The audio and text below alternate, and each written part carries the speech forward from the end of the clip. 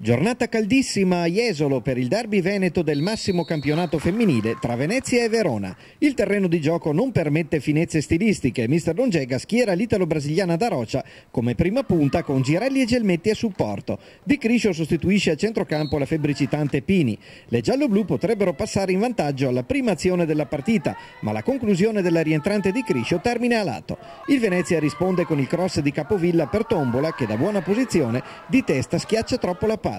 Scaligera in vantaggio al 9° minuto, Darocia apre per Toselli che crossa in mezzo dove la stessa Darocia dall'altezza del dischetto prova la conclusione.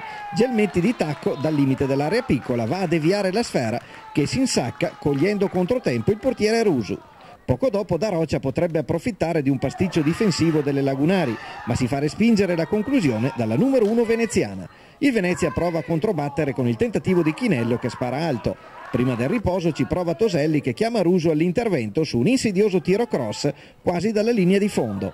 Nella ripresa caldo e fondo del campo sconnesso condizionano il rendimento delle due squadre che si affidano prevalentemente ai lanci lunghi.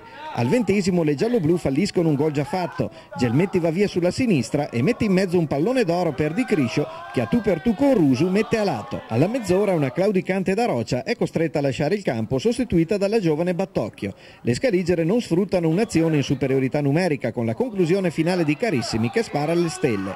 Veronesi sprecone anche al 42° con Girelli che riceve da Carissimi, si libera ma spara ancora alto. Le gialloblu non corrono rischi fino al triplice fischio finale e conquistano l'intera posta in palio. Il Verona mantiene la seconda posizione in classifica con un punto di vantaggio sul Brescia e 2 sul Tavagnacco. Sabato prossimo Girelli e compagni torneranno tra le mura amiche di Via Sogare per affrontare la Lazio, altra compagine in lotta per evitare i play-out.